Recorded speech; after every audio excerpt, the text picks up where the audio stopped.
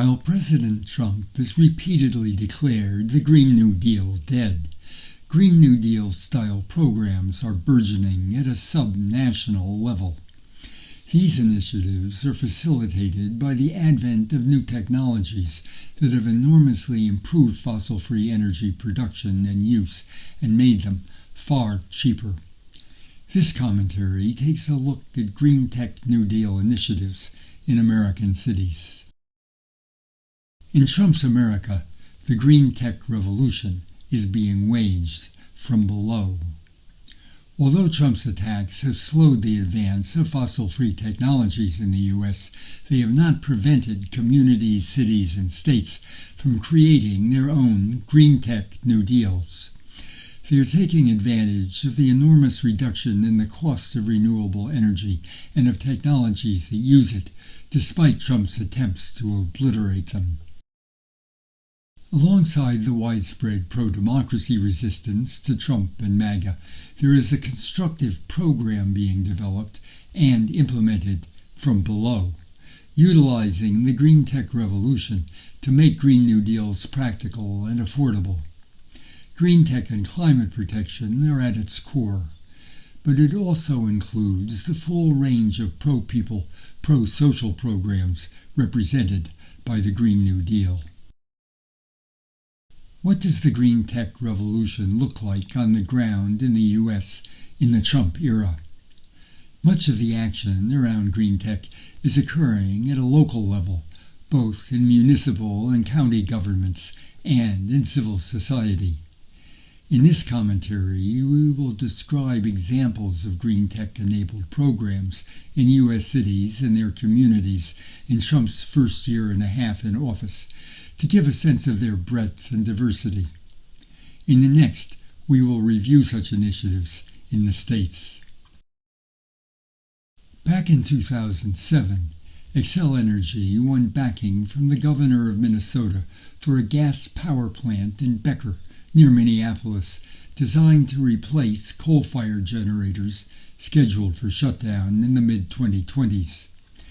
But clean energy advocates campaigned for better and cheaper alternatives, and regulators eventually balked at the $1 billion price tag. Xcel gave up on the gas plant plan and instead proposed the Sherco Energy Hub, a 710-megawatt solar facility which includes a 600-megawatt storage system, the largest battery energy storage system in the Midwest. An Xcel spokesperson said, "Batteries help us store energy when it's inexpensive to produce and dispatch it when needed, allowing us to continue delivering reliable electricity to customers while keeping bills low." The site will also provide grazing for nearly 2,000 sheep, reducing mowing costs while also letting local sheep farmers expand their herds. Xcel also announced plans to close all its remaining coal-fired plants in the region. Sherco shows how Greentech's reduction in the cost of energy and facilitation of battery storage opens the door for communities and governments to demand that fossil fuels be replaced by renewable energy. As climate journalist Tina Casey commented on Clean Technica, the Sherco facility demonstrates how community efforts and basic economics can push the needle on the energy transition. Manchester Public Schools is a suburban school district outside of Hartford, Connecticut, with 17 schools, 4 of which are Title I schools serving low-income communities. While the state had many solar programs, by 2020, private solar developers had concluded that Manchester would never do a project. But in 2022, with support from the Connecticut Green Bank, solar panels were installed on 6 of Manchester's 17 public schools, adding 1.6 megawatts to the town's solar energy capacity. Now Manchester has 3 net-zero energy school buildings and is adopting cutting-edge technologies like ground-source heat pumps. Manchester also has additional ongoing investments in net zero buildings, including a new library. Solar installations are projected to save the town of Manchester $100,000 annually. In Seattle, Washington, drayage trucks contribute significantly to air pollution, disproportionately impacting low-income communities along freight corridors in the Duwamish Valley.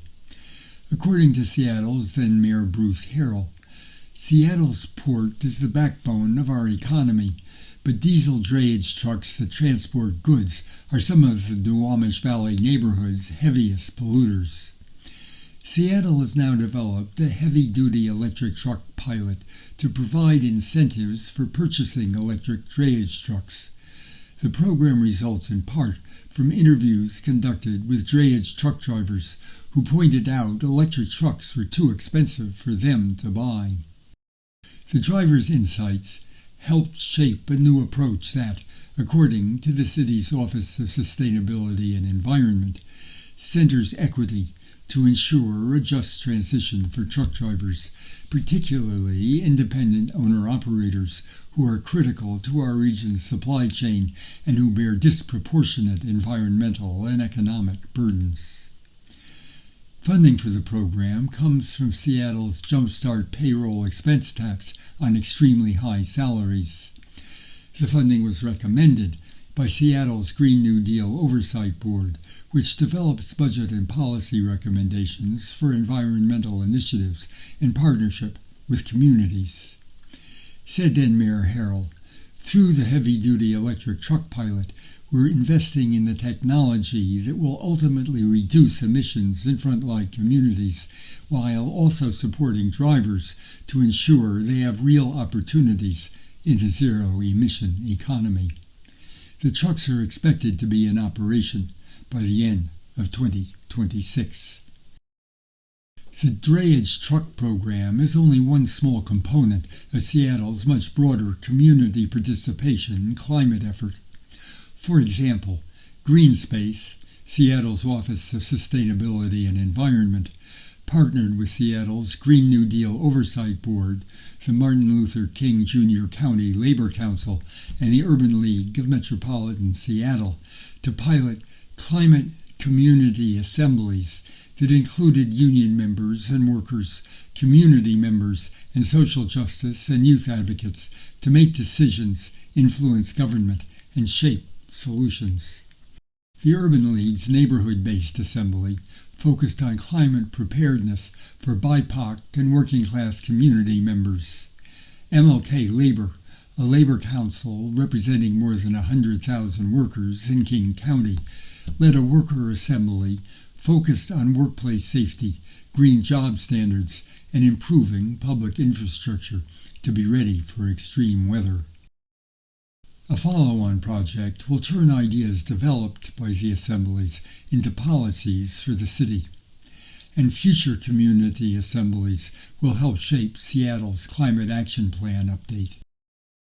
On the site of an abandoned psychiatric hospital in southeast Washington, D.C., a renewable energy project called Sycamore and Oak has just opened a microgrid, a self-contained system that includes energy generation and consumption.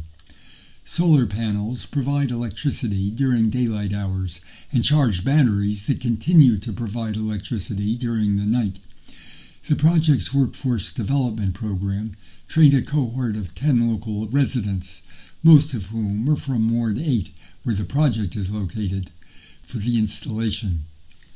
According to Jordan Taylor of Grid Alternatives, the nonprofit that provides solar installation and workforce development for the project, ultimately, the Black-owned businesses that are supported by Sycamore and Oak get to receive lower-cost power. With fuel-based energy, you're emitting fossil fuel pollution into the local community, which is usually a low-income or disadvantaged community. Taylor said that improvements in building science are not only better for the environment, but more cost-effective. These range from construction techniques to long-term energy usage over the lifetime of a building. We can build the same structure for 90% less energy consumption. That's both a cost-saving measure as well as an energy efficiency and ecologically friendly one.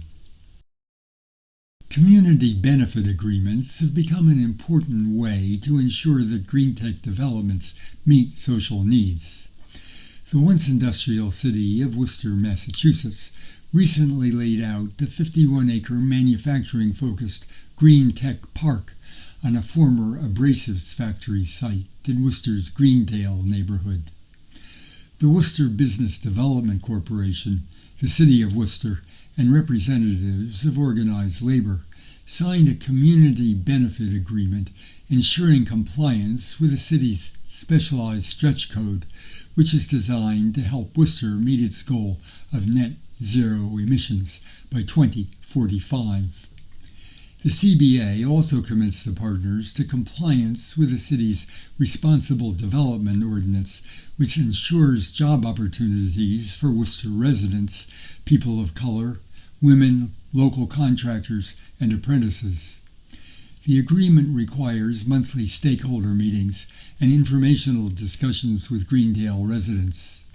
Fred Taylor, president of the Worcester NAACP, business representative for Carpenters Local 336, and co-chair of the Worcester Community Labor Coalition that helped negotiate the Community Benefits Agreement, said, "This agreement ensures responsible development that will not only create local jobs for our community members, but also promote a safe working environment with good wages. It will increase tax revenue for the city, helping to make Worcester a better place to work and live." In June 2026, Montgomery County, Maryland announced 20 clean energy and energy efficiency projects. According to the Montgomery County Executive, the initiatives will support practical projects that improve energy efficiency, strengthen emergency preparedness, and create more resilient public spaces, particularly in communities that are more vulnerable during extreme weather events. These investments will lower long-term operating costs for taxpayers while helping the county make meaningful progress towards our climate goals. The projects have a strong Greentech element.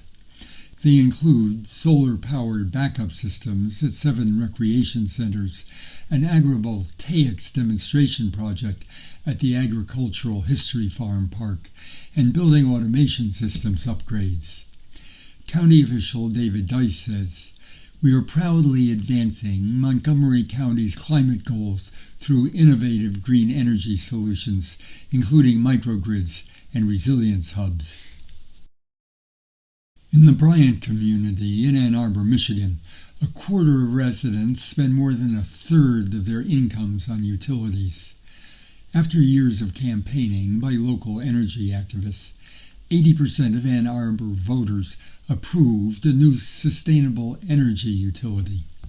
Operating alongside the existing privately owned utility, the SEU will purchase, install, and maintain solar panels, battery backup systems, and other fossil-free energy infrastructure in residents' homes. Those who choose to join pay a small monthly fee, but they will save far more from their free solar installations. The city will own the facilities, but residents can sell whatever electricity they don't need themselves. The plan will pilot in Bryant and spread to other locations in the city. The SEU could also build its own microgrids, for example, putting solar panels on schools to provide power during school hours and then supplying other SEU users when school is out. Derek Miller of the nonprofit Community Action Network says, "When we started having a conversation about how to decarbonize the neighborhood about 4 years ago, it felt outlandish. Now, it doesn't feel like anyone can stop us." Alongside the Cow Palace Arena just south of San Francisco, construction has begun on the Cormorant Energy Storage Project, whose 250-megawatt capacity will make it the largest battery array of any major U.S. urban area. It will supply energy to MCE, a community choice aggregator, which purchases electricity on behalf of local residents as an alternative to for-profit utilities. The battery will bring $73 million of property tax revenue to Daly City. The developer will donate an additional $1.5 million in community benefits. These are only a small sampling of the Greentech facilitated programs in American cities, but they illustrate the diversity of such initiatives. They show that Greentech facilitated programs are in place in every region of the country, in jurisdictions large and small, and in localities blue and red, exhibiting myriad forms of both energy production and energy consumption. Such initiatives have been retarded by Trump's attempts to wipe out Greentech. They have also met resistance from local MAGA and NIMBY forces. But as these examples show, they are continuing to bloom. These initiatives are significant for several reasons. They directly improve the lives of the people they affect and reduce the emission of climate-destroying greenhouse gases. They demonstrate concretely how climate protection, racial and economic justice, grassroots democracy, and quality of life can be combined. They show that people acting together can overcome Trump's anti-Greentech counter-revolution. And looking forward, they lay a foundation for the triumph of a Greentech New Deal once Trumpian resistance is overcome.